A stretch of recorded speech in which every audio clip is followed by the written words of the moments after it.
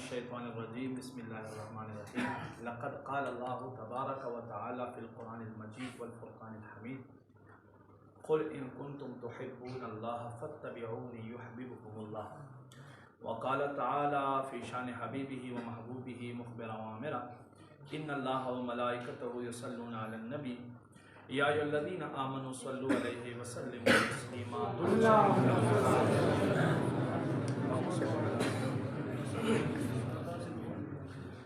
گرامی قدر لرے او نزدین راتلونکو میلمنو او میزبانانو سادات کرام او زمون عوامل سنت تاسو ټول ته زه خوش آمدید وایم هر کله وایم السلام علیکم ورحمۃ الله وبرکاته. تاسو د دیوارونو را دی خوښه چې عمله کې تکلیف وي نو ډیر بخوي بیا به ان شاء الله زه هم پوه شم چې واقعي دا په شوق سره راغلي دي.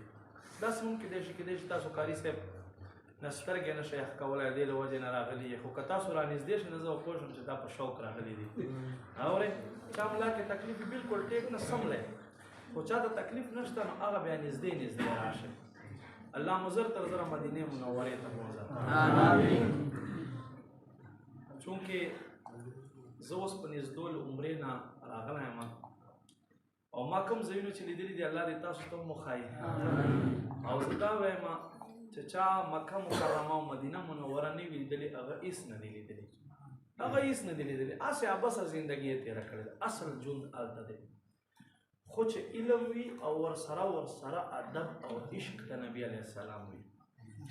انشاءالله ډېرې خبرې نه کوم، یو څو خبرې به کوم د قرآن او حدیث په روشنۍ کې، او له مکې مکرمې نه به شروع کوم، په مدینې منورې به بندوم انشاءالله.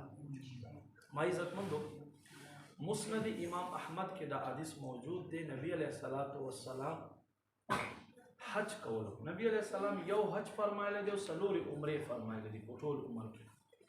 حج کولو په حج کې نبی علیہ السلام خانه کعبې نه طواف کوي.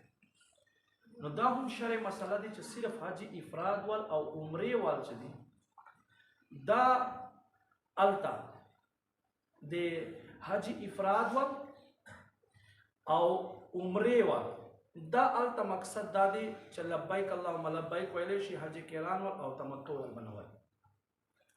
بهرحال نبی پاک صلی الله علیه و آله وسلم په یو سړي باندې نظر شو.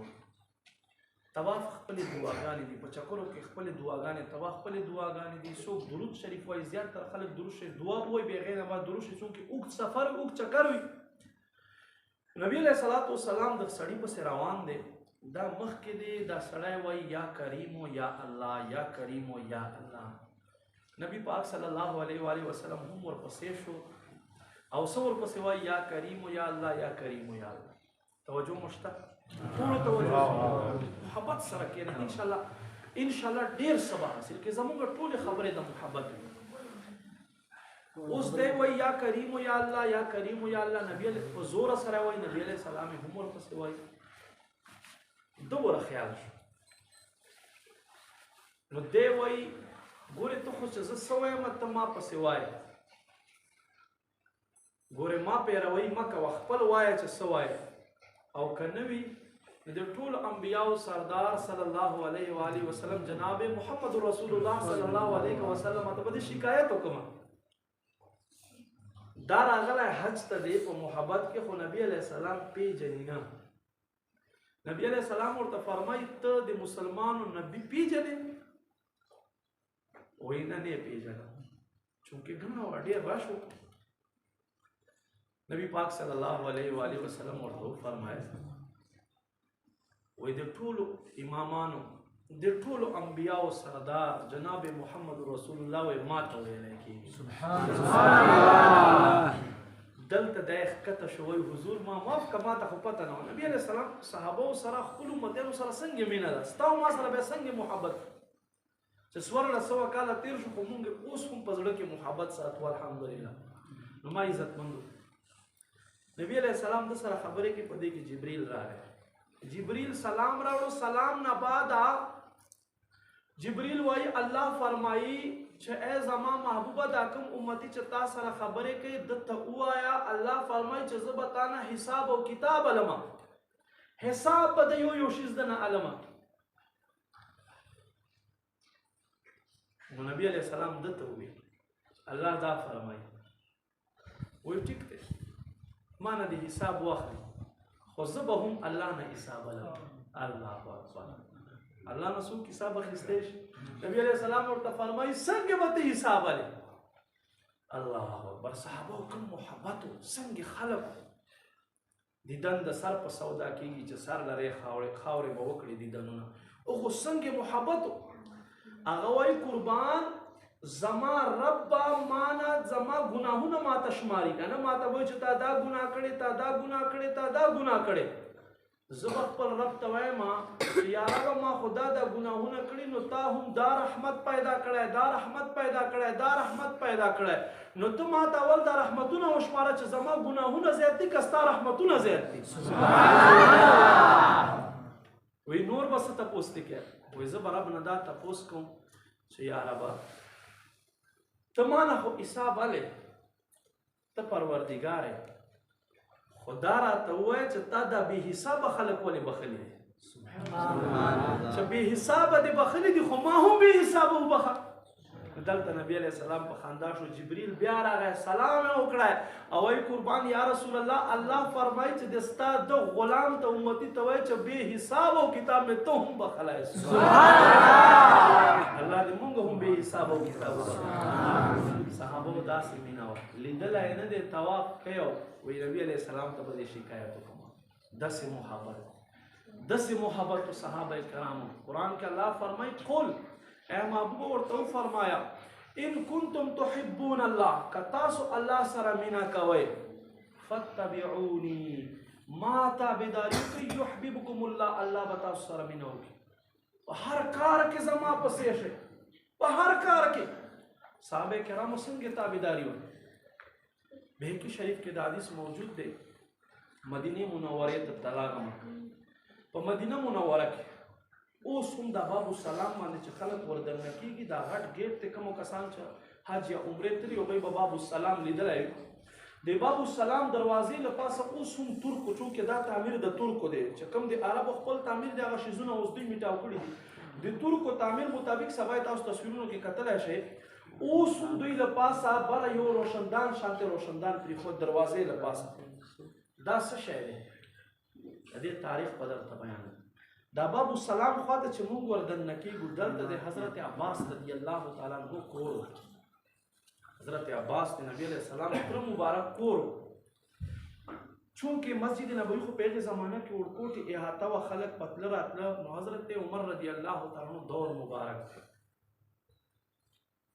د ده کور دا چې دا کوم ځای دا استاد پرېښودی دی دلته د ده کور کوټې والا پرناله وه ناوه وه پرناله او برانه کې به په دې پرنالې باندې اوبه راتلې چونکې فرشونه خو نه وو خټې وخت و خټه وه نو بیا به د مونځ کوونکو کپړې لمدېدې نو حضرت عمر رضی الله تعالی عنه هغه وباسله پرناله یې وباسله وی خلکو ته تکلیف وي. حضرت عباس رضی الله تعالی عنه نو څه وخت چې راغی او ده وکتل پرناله نشته بلې خواته لګېدلی توجه مو شته؟ دا چې کوم کسان تلي هغوی ته به زما دا خبر ډېر خوند ورکوي. الله دې ټولو ته مونږ ټولو ته ځای وښایي. نو ما عزتمندو حضرت عباس رضی الله تعالی عنه چې وکتل چې زما کور پرناله یو خوا نه بل خوا بدله شوې ده څنګه چل اوس یې وکړو دا خو حضرت عمر رضی الله تعالی عنه وی چې خلک مونځ ته راځي باران وشي نو جامې اخکي دی راغی. حضرت عبدالله ابن ام مختوم په دې وخت کې د مدینې قاضي و هغه ته فیصله راوړه. حضرت عمر ته پیغام راغی تا باندې دعوه شوې ده راشه. د وخت د مسلمانو باچا راغی په لاین کې ودرېدو دا نه چې اوس دته ټایم ورکړه زموږ کې خو داسې لږ ښه غوندې پوزیشن ول راشي که نه راځئ چې تاسو را مخکې شئ په سایډ ته کړو. د مسلمانو بادشاه او په قیصر او کسرا کې د نوم نه دا علاقې لرزیږي. هغه چې راغی په لاین کې ودرېدو د نورو خلکو مسلې وې قاضي مخې ته ولاړ څه وخت د ده نمبر راغی دی په کټیارۍ کې ودرېدو دی وایي قربان دا پرناله مې باسلې ده وایي چوپ شه عمر په تا باندې دعوه شوې ده ته مدعي نه یې ته مدعا علیه مدعي دعوې کوونکی به اول خبر کوي راولئ حضرت عباس رضی الله عنه چې دی اول خبر وکړي.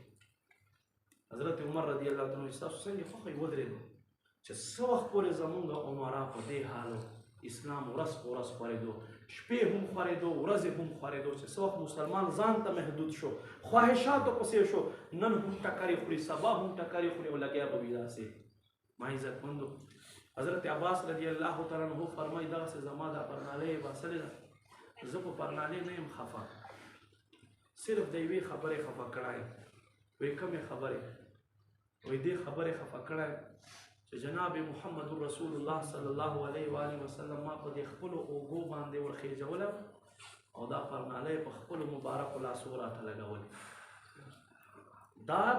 دا پرنالۍ په خپلو مبارکو لاسو راته لګولې او هغه ته وباسل نبی علیه السلام په دور کې هم دا لار وه خلک په پتله منځونه بیا کول حضرت ابوبکر صدیق په دور کې وه هغوی ولې نه باسله تا ولې وباسله صرف په دې ګیله من یم حضرت عمر رضی الله تعالی عنہ ته دا خبر وکړه دا نه وایي چې بل دورو نه فتبعوني يحببكم الله زما تابعداري وکړئ الله به مینه درسره وکړي سترګو کې اوښکې راغلې سترګو کې اوښکې راکې نظر یې ښکته کړو وایي عباس رضی الله تعالی عنہ ما معاف کړه ما نه غلطي وشوه راځه ما نه غلطي وشوه راځه بوی کړو په خپله باندې خټه خوشته کړله خټه یې جوړه کړه وایي راځه اوس نن بیا ته زما په دې اوږو باندې ودرېږه او دا پرناله په اکه ځګي باندې ولګوه په کوم ځګي باندې چې زما د سترګو نور لګولی وه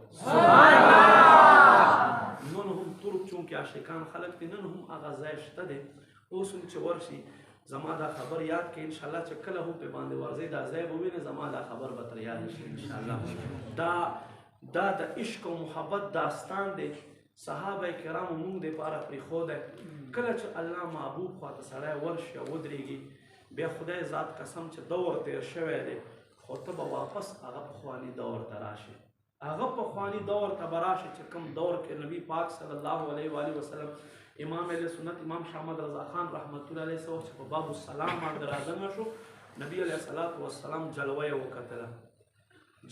وکتله نو له خولې نه یې دا نعت ووتلو وایي تو زنده ہے والله تو زنده ہے والله میری چشم عالم سے چپ جانے والے وایي ما دې په خدای قسم ای د الله رسوله ته ژوندی خو زما سترګې ناکسې دي چې تا نه وي سبحان الله اوس هم دومره انوار پراته دي دومره انوار او تجلیات پراته دي چې والله څوک ورشي سترګې به ترې اوچتې نه کړي دومره انوار او تجلیات الله محبوب خواته پراته دي الله محبوب خواته دومره خوند او سکون دی ما عزتمندو قدرمندو څه ګوري محمود غزنوي رحمت الله علیه راغی د ملنګۍ لباس یې اغوستی دی ملنګۍ لباس یې اغوستی دی نبي علیه الصلاة والسلام په دربار باندې منګي ډکوي او خلکو ته اوبه ورکوي یو کس دی ګوري ورته په دې کې له شام نه له مصر نه بادشاه راغی هغه خو شایان شان لباس کې او ښه په انداز کې را روان دی او نبی علیه السلام دربار خواته ودرېدو ایوب درویش چې دی هغه ورته ګوري چې دا څنګه چل دی یو خوا یو بادشاه چې دی ملنګي او درویشي خلکو ته اوبه ورکوي منګي ډکوي او بل چې دی او بل نبی علیه الصلاة والسلام خواته په شاهان لباس کې راځي ما عزتمندو قدرمندو ورغی محمود غزنوي ته وایي ته خو د غزنوي بادشاه نوم دی نوم او ته دلته داسې ملنګي انداز او داغه وایي زه خلکو ته د دې زی عظمت ښیم دیزی عظمت خیم چې زما غوندې بادشاه هم راشي ګورې دلته د خلکو له اوبه ورکوي دی به کامیابي حاصله کړي دی به هند فتح کړي په ځمکې باندې به د ده تسلط راشي خو چې دلته په عاجزۍ سره راشي بیا هغه ملنګ درویش وایي زه بل پسې ورغم چې ته له شام نه راغلی دومره په روب دبدبه کې راغلی شاهانه لباس دې اغوستی دا وایي هغه ما ته وایي چې زه هم خلکو ته یو پیغام ورکوم چې زه دې نه مخکې هېڅ نه وم یو ملنګي وه یوه فقیري وه چا پېژندله هم نه خو چې دې شنې ګمبتې ورسره مې تعلق راغلی دی الله ما ته د شام او د مصر بادشاهي عطا کړې ده نبي علیه السلام یو داسې دربار دی چې محبوب سره چا هم مینه کړې هغه یو وخت ما عزتمندو چونکې تاسو سادات یې او 21 رمضان المبارک په نسبت سره د حضرت علی رضی الله تعالی عنہ لږ ذکر خیر ورته وکړم ما عزتمندو یو داسې وخت په مدینه منوره کې چې نبی علیه الصلاة والسلام 100 لک صحابه چې وو ټوټل کم و بیش 100 لک صحابه وو په دې کې سل صحابه چې هغه فقها وو، سل صحابه فقها وو. چاته به چې څه مسله راغله دې سلو ته به یې رجوع کوله، او دې سلو کې بیا 15 داسې صحابه وو، داسې 15 صحابه وو چې هغوی ته به مسله راغله او نه به پوهېدل، بیا به یې په یو صحابي ته رجوع کولو. دې سلو صحابه به 15 کسانو ته کولو، او دا 15 به چې کله نه پوهېدل فقها مجتهدین و دا 15 بیا به چا خواته راتله، بیا به سیدنا علی المرتضی شیر خدا رضی الله تعالی دروازې ته ودرېدل. ولې نبی علیه السلام فرمایي انا مدینة العلم و علی بابها، زه د علم ښار یم او علی دروازه دی.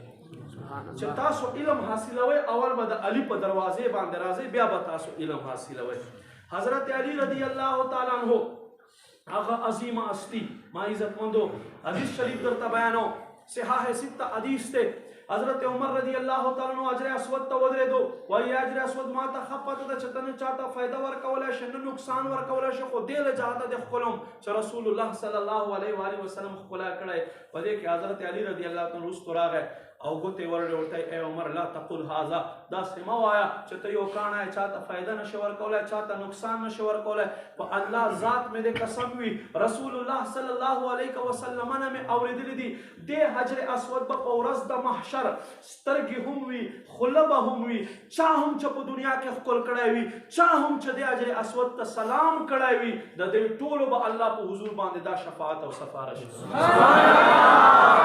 دلته حضرت عمر رضی الله تعالی عنہ فرمایي لولا علی لهلکت عمر، وی کچرته علی نه وای نو عمر به هلاک شوی. علی هغه هستی چې خانه کعبه کې دننه د ولادت شوی دی.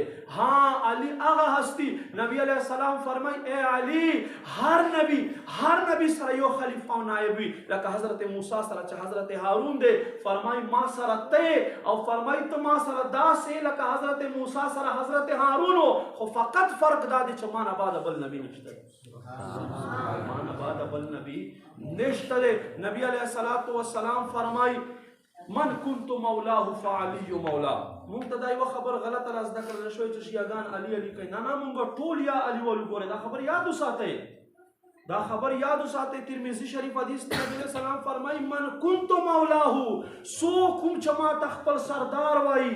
مولا اته مانو قرآن کې استعمال شوی دی، اته معنی قرآن کې ذکر شوي دي. مولا دوست ته هم وایي، سردار ته هم وایي، آقا ته هم وایي، مالک ته هم وایي. نبی علیه السلام فرمایي من كنت مولاه، چا چې زه دوست یم، چا چې زه سردار یم، چا چې زه مالک یم، فرمایي فعلی مولا، دا علی هم د هغه مولا او سردار. سبحان الله. فرمایي الله رب کریم د مؤمن په زړه کې علی بغض نشي اچولی، او د منافق په زړه کې د علی مینه نشي اچولی. یاد وساتئ صحابه ټولو مینه ده، ضروري مینه به ورسره کوئ. خو حضرت علی رضی الله تعالی عنہ هغه هستی دی چې د ده ولادت خانه کعبه کې دننه شوی، او د تکرم الله وجهه الکریم وایي. الله یې د مخ ته عزت ورکړی، الله صدیق مخ ته عزت ورکړی، عمر مخ ته عزت ورکړی، عثمان مخ ته عزت ورکړی. دا لقب د سره ولې خاص دی؟ دوه وجې کتابو ذکر کړي. یوه وجه دا دی چې حضرت علی رضی الله تعالی عنہ یو روایت کې 4 کاله، یو روایت کې راځي په 6 کاله عمر کې د اسلام راوړی دی، او د چېرته په کل عمر کې د خپل مخ د خپل تندی بت ته نه دی ایښودی، دې له جګته څه وایي کرم الله وجهه الکریم. او وجه علماو دا ذکر کړي چې حضرت علی رضی الله تعالی عنہ دې نامې نه ښکته کیسې ته چېرته په کل عمر کې نه دي کتلي، دې له وجې دته څه وایي کرم الله وجهه الکریم، الله یې د مخ ته عزت ورکړی. ها علی هغه هستی، یاد وساتئ صحابه کرام به کله هم چې چېرته په مسله کې ګیر شول، بیا بیا حضرت علی رضی الله تعالی عنہ دروازه ټکوله. دروازې ته ګورئ، تاسو د ده نسل د تاسو په وجود کې د ده وینه حرکت دی، تاسو هم ګورئ دین سره مینه کوئ. او بیا د ده په نکاح کې هغه بیبي راغلی، نبی علیه السلام له دنیا نه پرده کوي، بیبي فاطمه ورخواته ناسته ور وټکېدو. نبی علیه السلام بیبي ته فرمایي ای بیبي فاطمه پته شته دا څوک دی؟ وایي ما ته خو پته نشته قربان. وایي دا اسرائیل علیه السلام دی، اجازت غواړي چې د ستا بابا روح قبض کړي. نو دی وژړل بابا ستا جدایي، او جدایي داسې وه چې 6 میاشتو بعد بیا دې له دنیا نه پرده وکړه. بیا نبی علیہ السلام ځان ته راجوخه کړه په غوږ کې یوه خبره ورته وکړله بیا یې وخندل دې نه تپوس چا وکړو چې دا ولې خندل ولې چونکې دا موقع خو د ژړا وه تا ولې وخندل ای بیبي فاطمې وی ما ته خپل بابا وی ای فاطمې ته دا نه خوښوې زه خو به تا نه جدا شم خو ته دا نه خوښوې چې ورځ د محشر وي مشرق نه تر مغربه پورې یو صف وي 120 صفونه وي هر قسمه خلک په موجود وي ټول خلک په لوس ولاړي په دې کې به اچانک خاموشي جوړه شي اعلان به وشي ای خلکو سرونه ښکته کړئ فاطمه بنت رسول الله را روانه دی 70,000 فرشتو په جرمټ کې به ته را روانه په پل صراط په تېره شي او جنت ته به دننه شي ولې تاسو د هغې شان ولې بیبي اولاد نه یې آسې بیبي چې دې ته په کل عمر کې بیماري نه ده ورغلی کومې چې زنانو ته ورځي دې یو مونځ په کل عمر کې نه دی قضا شوی یوه ورځ نبی پاک صلی الله علیه وسلم کور ته تشریف راوړو دې خواته غرمې ټایم دی څه ګوري چې دې هغه مونږ خپلې ژبې کې میچن ورته وایي تاسو ژرنده ورته وایي ښځو به چې تاو کوله را تاو کوله ژرنده په دې میچن دې باندې سر ایښودی دی او اوده ده او دې خوا امام حسن امام حسین په زانګو کې پراته دي او د دوی دا زانګو خپله تاویږي را تاویږي نبی پاک صلی الله علیه وسلم چې راغی جبریل یې وکتلو جبریل نن خو بیبي فاطمې خواته وایي رب راته وفرمیل چې ای جبریل ورشه بیبي فاطمه ستړې شوې ده ټوله شپه ماته په عبادت ولاړئ ورځې د کور کار هم کوي بچو خدمت هم کوي ته ورشه دې تر هغه وخته پورې د سترګې لګېدلي چې تر څو پورې بچیان وده وي ورشه دا ماشومان یې په زانګو کې ورته وزنګوه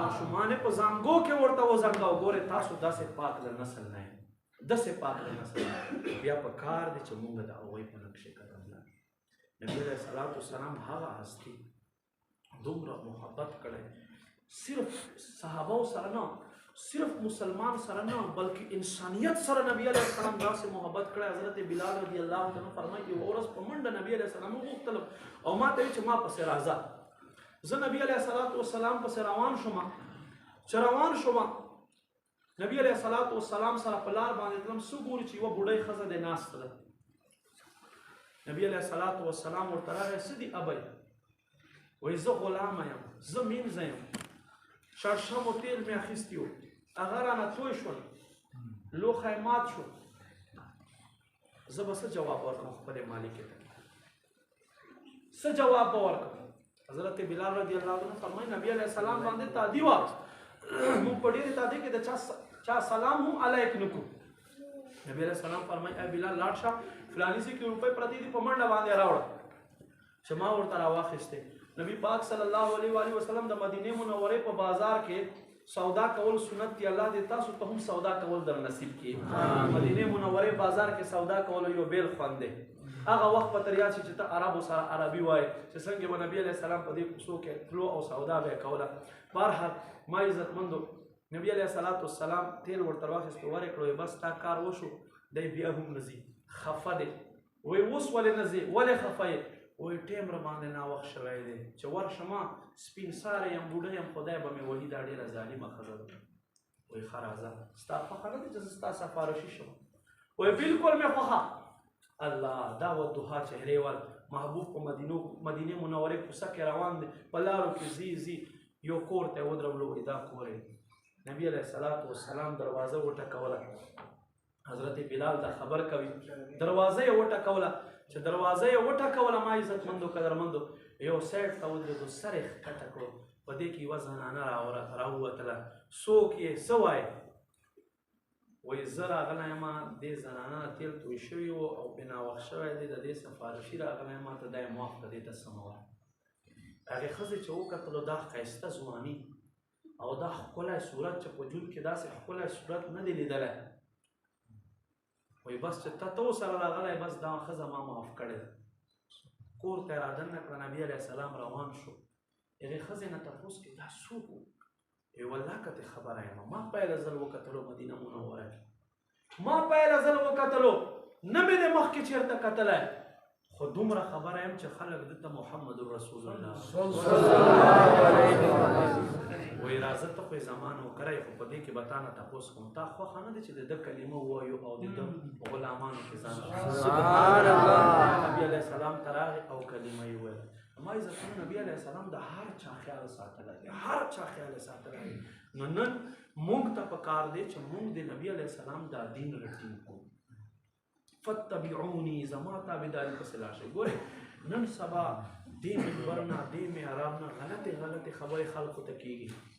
نبی علیہ السلام فرمایي یو وخت په داسې راشي چې زما په منبر او په دې جانماز باندې په محراب باندې به خنزیران او بیزوګان ولاړي.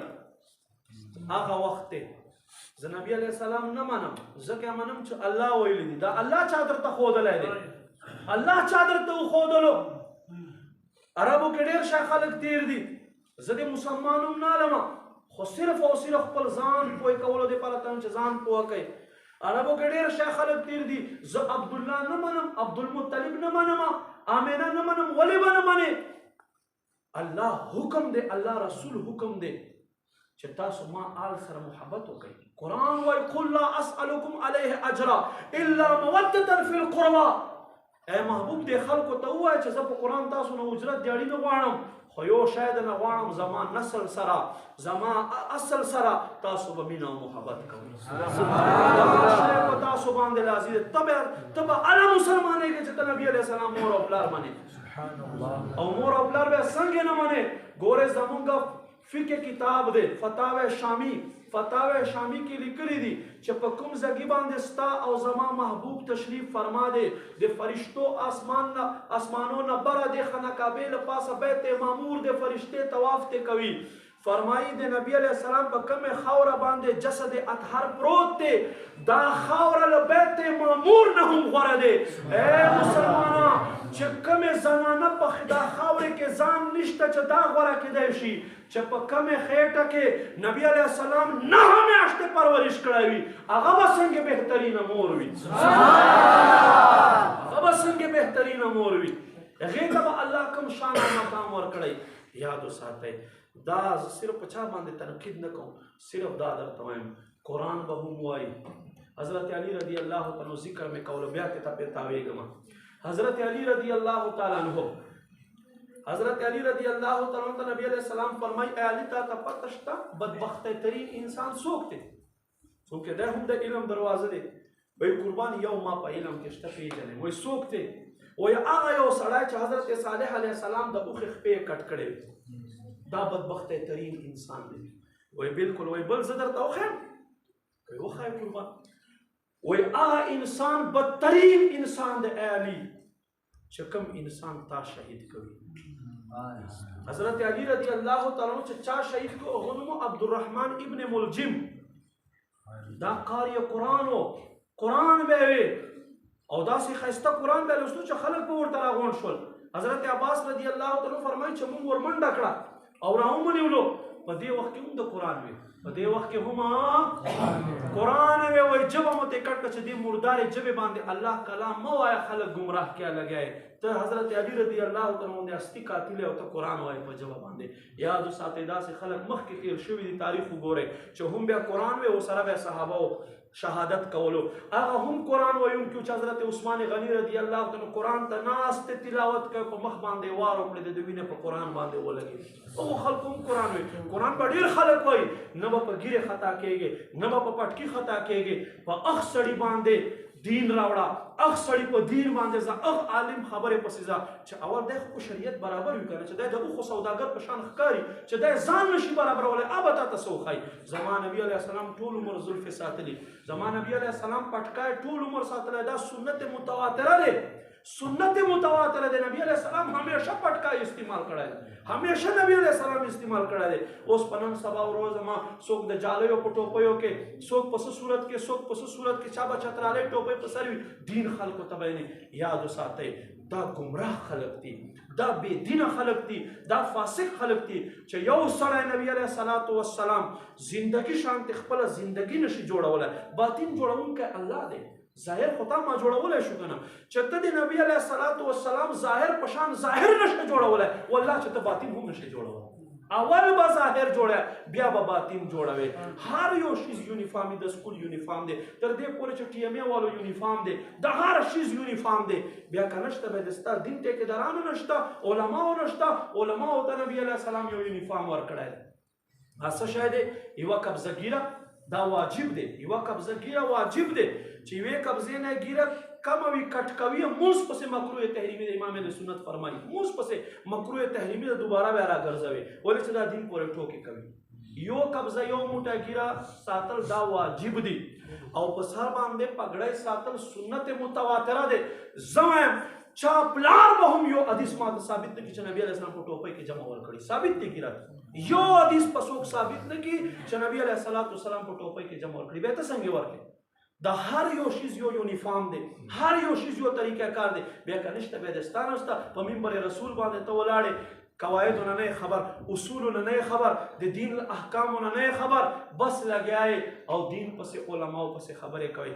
یاد وساتئ دا درته وایم چونکې د نیټ دور دی، څوک هم چا نه تپوس نه کوي څوک د چا فین دی څوک د چا فین دی. خواسته کوم زوړ دین رټینګ کوي، زړه کلمه ټینګ کوي، ډېر ښه خلک به راځي نوې نوې خبرې به کوي. یوه خبر درته کوم، حضرت عبدالله بن عباس رضی الله عنه فرمایي ما سره حواله شته دی، ما سره حواله شته که څوک یې کتل غواړي توبه خیمه. حضرت عبدالله بن عباس رضی الله تعالی عنه فرمایي کله چې تاسو ته پته نه لګي او لارې ډېرې شي نه پوهېږئ چا پسې لاړ شمه، نه پوهېږئ څوک په حقه دی، فلانی ملا وایي تراویح شته، فلانی وایي نشته، فلانی وایي اته دی، فلانی وایي شل دی. آسان حل ته توباسمه سلوشن، آسان حل. فرمایي د تاسو په قبرونو کې چې کوم پلاران نیکان تېر شوي دي او مسلمانو هغوی په لاره لاړ شئ تاسو به جنت لار حاصل. دا عام سړی نه وایي، حضرت عبدالله ابن عباس چې نبي علیه السلام له مدینې نه کوفې ته لېږلی چې له کوفې نه راوتو 10,000 عالمان یې په کوفه کې پرېښودي، 10,000 عالمان. 10 کاله نبي علیه السلام کېړۍ خپلې سینې سره لګولې، داسې نبي علیه السلام خدمت کړی چې نبي علیه السلام به کور ته دننه شو نو بیا خپلې مور ته ویې مورې ورشه پسې وګوره چې ما محبوب په کور کې څه کوي، بیا ما ته ښایي چې زه هم هکسې کوم. دی فرمایي چې کله لارې ډېرې شي نه پوهېږئ، څوک په اته کوي څوک په وایي نشته. فرمایي په دې وخت کې بیا خپلو هغو قبرو والو ته وګورئ چې په ایمان حالت کې له دنیا نه تللي دي، هغوی طریقه څه وه. په زمونږ پلارانو نیکانو به څو رکاته کول، به شل ټینګ ونیسئ. ګورئ په دې کې یؤمنون بالغیب دلیل ضرورت نشته. ایمان والو شان دا دی چې دوی په اسلام کې په غیبو باندې ایمان، په غیبو باندې ایمان دی. ډېر ښه خلک به راځي حدیثونه به بیانوي. نبي علیه السلام فرمایي ما نه بعد به تاسو ډېر خلک ووینئ حدیثونه به بیانوي، خو څه حدیثونه به داسې وي چې هغه زما خبرې نه وي، هغه زما خبرې نه وي، هغه ما نه وي کړې، خدای بیا کوي. یاد وساتئ په تراو باندې د صحابه کرامو اجماع دی. څه شی دی؟ اجماع. صحابه چې په یوې مسلې باندې راغونډ شي هغې ته په شریعت اصطلاح کې اجماع وایي. په تراو باندې صحابه کرامو اجماع دی، اجماع صحابه پرې راغونډ شوي دي. نو چې یو عمل صحابه کړی وي او هغه تا ته دلیل نه ګرځېږي بیا به تا ته څه دلیل ګرځېږي؟ بیا زه درته وایم بیا به دا ټول شیزونه تاسو ختموئ. واورئ جنازې اعلان صحابو په زمانه کې نه دی شوی، څوک په هم ثابت نه کړي چې جنازې اعلان صحابو په زمانه کې شوی. دا یوه د قرآن زبر زیر پیش دا د صحابو په زمانه کې نه، دا سپارو ترتیب وشوی. دا هر یو شیز حجاج بن یوسف علماو په دور کې دا زبر زیر پې اچولی دي. بیا خدا له قرآن نه کټ کړئ چې قرآن نه زبر زیر کټ کړي تاسو به ووایئ قرآن ویلی شئ ځان به پرې غر کوئ. ښه دا محراب چې دی موجود دی په دې جومات کې، څوک په هم په حدیث کې ثابت نه کړي چې نبي علیه السلام په زمانه کې یا فلاني په صحابي په دور کې محراب و په جومات کې. دا عمر بن عبدالعزیز شروع کړی دی، بیا خو لرې کوي له جوماتونه دا محرابونه. څومره داسې کارونه دي چې په دین کې زموږ علما کرامو موږ ته بیان کړي دي او موږ یې کوو، ولې چې دا حق لار دی. وخت سره سره فتوا بدلیږي، وخت سره سره فتوا بدلیږي. یو ټایم کې یوه مسله نه وي خو د هغې یوه جزیه یو صورت موجود وي، یو صورت موجود وي. علما کرام اوس نبی علیه السلام فرمایي د انسان له ویښته نه فایده اخیستل هم ناروا دي. اوس چې دلته په روډ باندې اکسیډنټ وشي او ډاکټر ووایي چې شا به وینه راوړه، ته به وینه ورته راوړې که نه به راوړې؟ او چې ته وایې چې نبی اعظم فرمایي چې ویښته نه هم فایده اخیستل ناروا دي، نو ته وینې نه څنګه فایده لري؟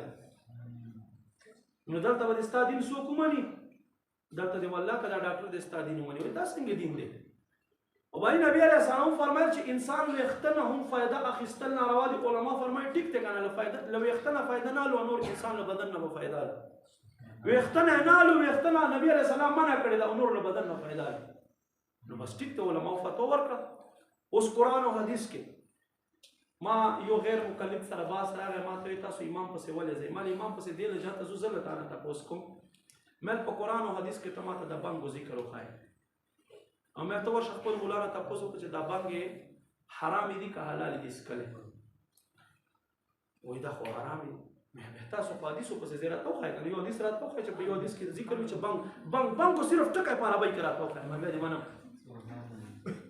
بھائی زما امام قرآن باندې عالم دی، قرآن نے 1500 آیتونو نه تاو ما ته فقه جوړه کړې او 3000 احادیثو نه 12 لاک مسئلې امام اعظم ابو حنیفه اجتهاد کړی دی. 12 لاک مسئلې له قرآن او حدیث نه باسلې، 3000 حدیثونه او 1500 آیتونو نه. امام صاحب فرمایي په شرابو کې علت څه شی دی؟ شراب ولې حرام دي؟ داسې خو مونږ چای څکو حلال دي، شربت څکو حلال دي، جوس څکو حلال دي، دا شراب حرام ولې دي؟ فرمایي په دې کې یو علت دی، یوه وجه دی، هغه څه شی دی؟ هغه مسکر دی، په عقل باندې پرده خوروي.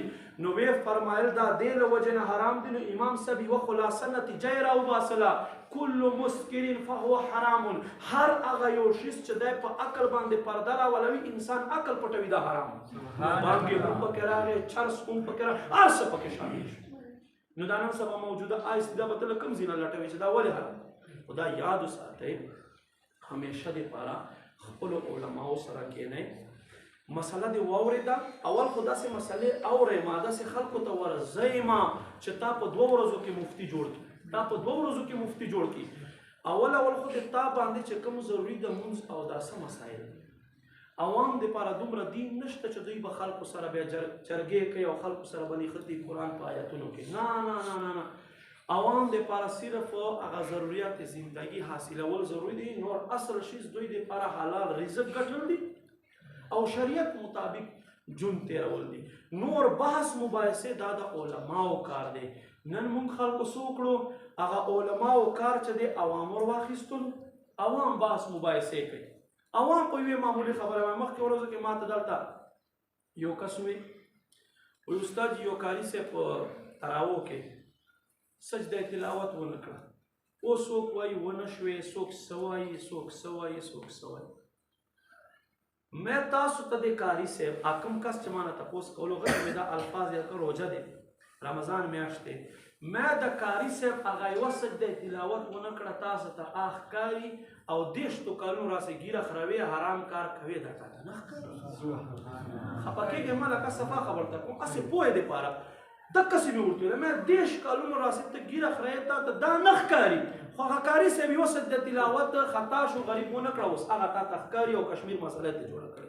زمونږ عوام چې دي وړکوټې مسله راواخلي او دومره هغه ته جوړوي. او چې کومه لکه زمونږ پیر صاحب مشر خلیفه فرمایي وایي که چېرته مولوي صاحب کښېني که نه او حلوه خوري، وی خلک وایي چې او مولوي حلوه کاره ہے، خلک وایي چې مولوي ته ګوره حلوه خوري او په خپله باندې حرام خوري او شرمېږي.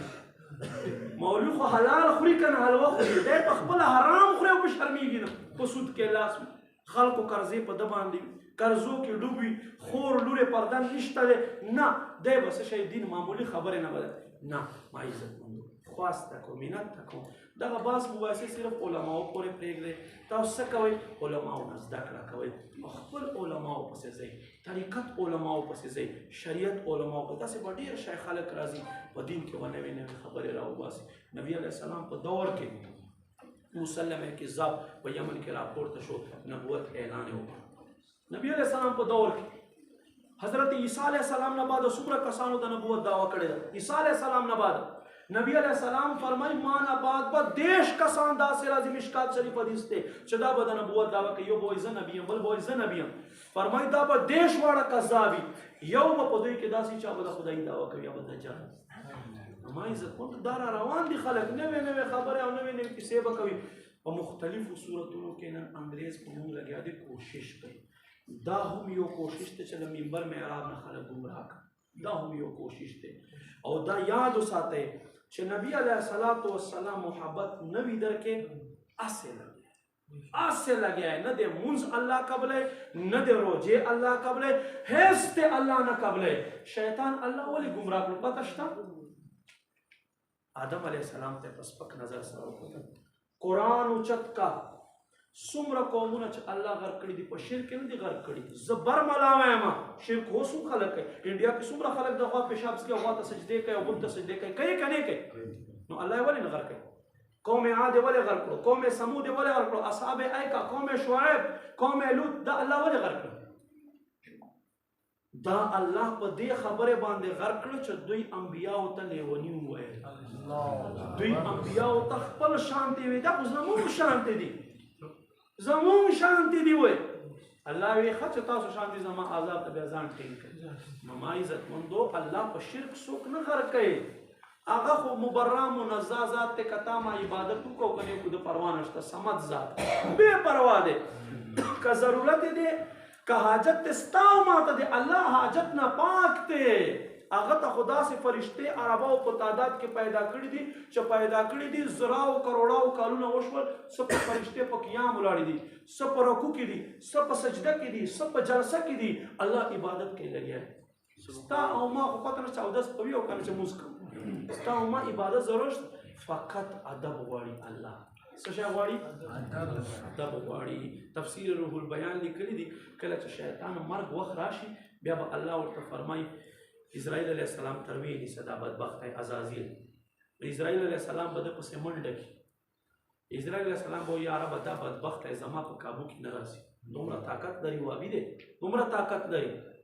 الله تعالی ورته فرمایي صبر وکړئ، زه دای په نجس شي باندې ونیسم. الله به دوه تور سپي پیدا کړي، دوه تور سپي به پیدا کړي، ورته فرمایي به ویې نیسئ په دې کل ځمکه باندې به دی منډې وهي چې ستړی شي اکا زگی باندې به سر کېږدي، سجده به ولګي چېرته چې د آدم علیه السلام قبر مبارک.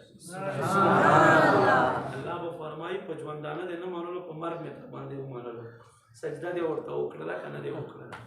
ما درته وی چې آدم ته سجده وکړه، سجده دې ونه کړه. ما حکم و زما حکم ته به یې کتلي. نو ما عزتمندو نن داسې ډېر شی خلک دي چې خبر کوي چې یو خو اوړي وایي شرک دی، چې دې خو اوړي وایي شرک دی. الله کې نبی علیه السلام مسلم شریف حدیث ته نبی علیه السلام فرمایي لست اخشى علیکم ان تشرکوا بعدی. فرمایي زه په دې خبرې نه یېرېږم چې ما نه بعد تاسو شرک وکړئ. فرمایي شرک جرړې مې باسلي دي، یو خدای ته ما ودرولي، یو معبود مې درته خیری دی. درې ځله فرمایل لست اخشى علیکم ان تشرکوا بعدی، لست اخشى علیکم ان تشرکوا بعدی، لست اخشى علیکم ان تشرکوا بعدی. زه په دې نه یېرېږم چې ما نه بعد به شرک وکړئ. قربان بیا ته په څه خبرې یېرېږې؟ خبرې دا خلک نه بیانوي، موږ خو سبا حق بیانو. دوه خبرې نبی علیه السلام فرمایي زه یېرېږم چې تاسو په دې کې مبتلا شئ. څه شی دي؟ فرمایي د دنیا په محبت کې به د حد نه تېر شئ. او اوله فتنه چې بني اسرائیل پې ګمراه شوي دي د ښځو محبت دی، هغه به تاسو کې هم خوره شي او تاسو به هم د ښځو په محبت کې له حد نه تېر شئ. نن ښځې دپاره مور او پلار خلک وجي.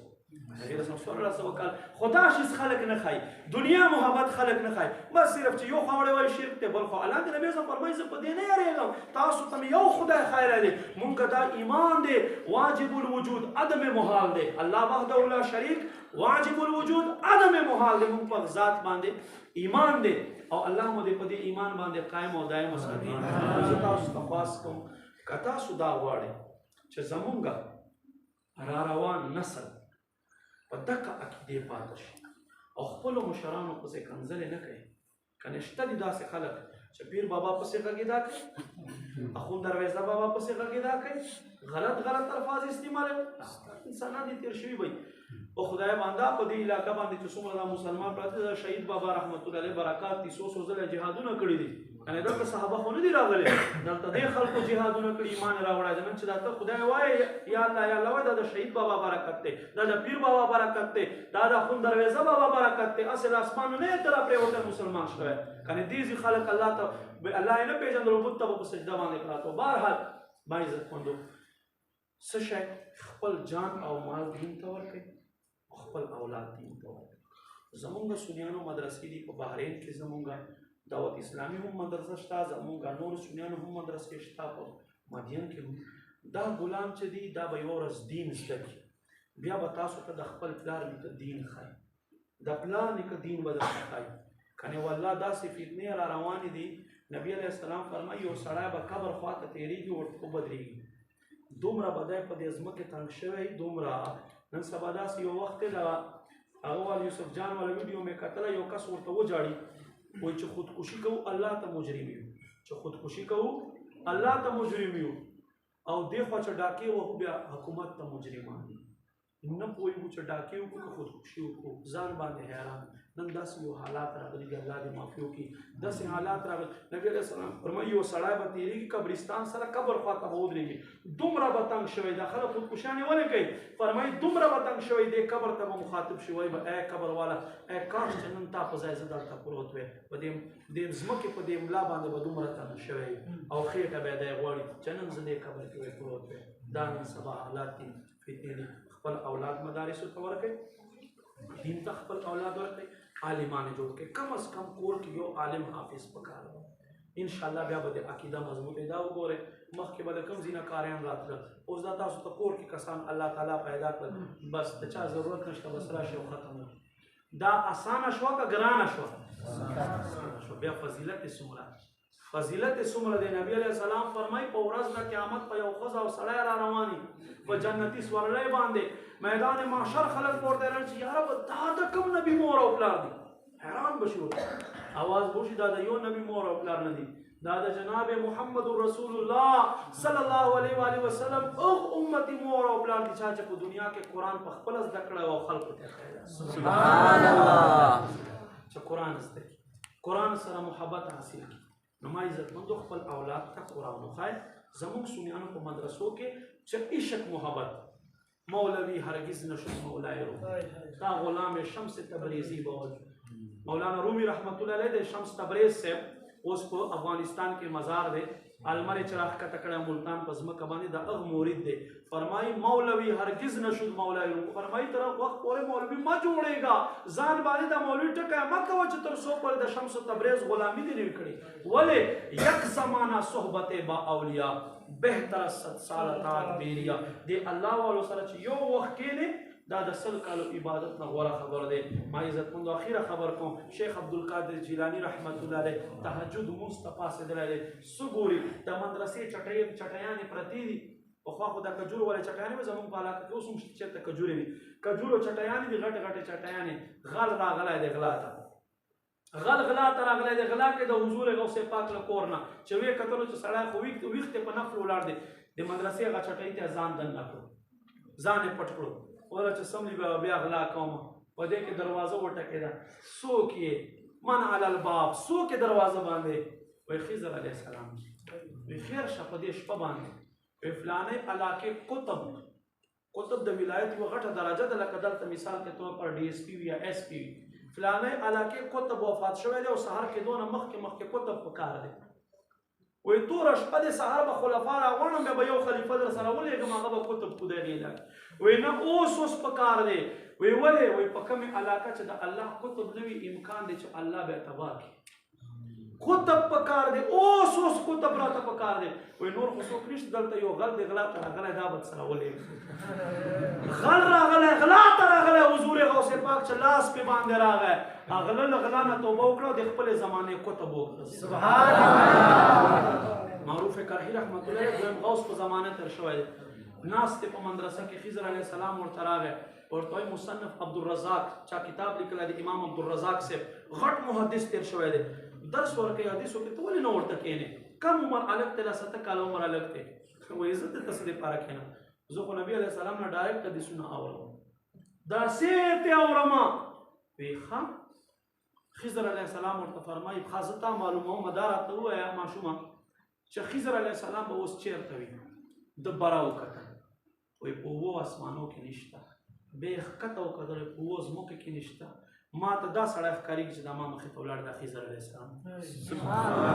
الف نه تر یا پورې سبق یې ګورې نه وویلی، الف نه تر یا پورې سبق یې نه وویلی، د خپلې زمانې دویم غوث تېر شوی دی معروف کرخي رحمت الله علیه. خو دا د الله څه داسې برکت ته چاته چې ورکوي کنه بس ډایرکټ ور عطا کی الله دې مونږ په دې برکت والو کې شامل وګرځي مونږ خوش نسبت یو الحمدلله الله مونږ ته داسې نیکان راکړي دي الله مونږ داسې پاکانو سره نسبت راوستی دي چې مونږ د هغوی خلکو ترانې وایو هغه خلک مونږ یادوو او هغوی په برکت سره الله په مونږ باندې رحم او کرم کوي او دا یاد وساتئ اخیرنی حدیث بیانو نبی علیہ السلام فرمایي حدیث که څوک چا شوق وي بې وضا والا ورته وښیم ما د راشي حدیث به ورته وښیم نبی علیہ السلام فرمایي هر وخت طوفان نوح نه بعد په ځمکه د الله دوستانو نه خالي شوې نه ده فرمایي الله 300 بندگان دي د 300 له پاسه یو څلوېښت نور دي د یو څلوېښت له پاسه 9 نور دي فرمایي چې د اوو کې یو مړ شي نو د یو څلوېښتو نه الله را پوره کړي دا شمار پې پوره کړي الله دا شمار هر وخت برقرار ساتي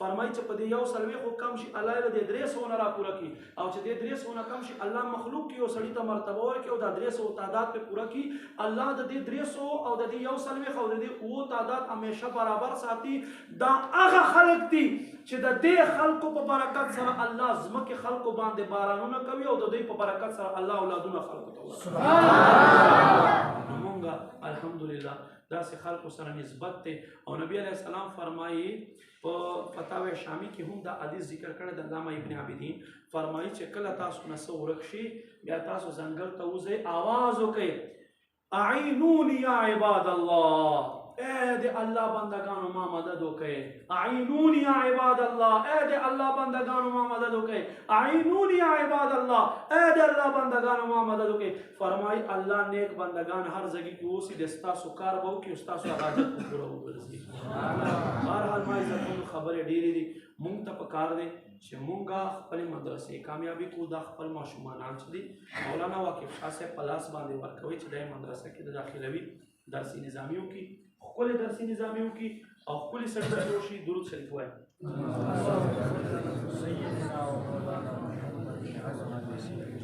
الحمدلله تبلیغ قرآن و سنت عالمگیر غیر سیاسی تحریک دعوت اسلامی تاسو کتل چې په دې اوس په دې هغه کې سیلاب کې څومره راشن دعوت اسلامي خلکو له ورکړی او ما عزتمندو پاکستان کې صرف کتابونو مدرسې له 3000 نه زیاتې دي صرف کتابونو مدرسې او د حفظ د ناظرې مدرسې له 500 نه هم زیاتې دي 500 نه مدرسې زیاتې دي دا الحمدلله کوشش کوي دعوت اسلامي زموږ هلته اجتماع هم کیږي عوام تربیت لپاره کورسونه هم کیږي داسې تجهیز او تدفین لپاره هم دعوت اسلامي مختلف کورسونه کوي خلکو لپاره اوس تاسو ته پته شته 10,000 کسان د 10 ورځو لپاره کراچۍ کې فیضان مدینه کې په اعتکاف کې ناست 10,000 کسان 10,000 کسان صرف د 10 ورځو دي او دا 3 ورځو او دا 10 ورځو خدا ډېر زیات دي په دنیا کې واحد یو کراچۍ فیضان مدینه دی چې دومره خلک کې ناست دي اعتکاف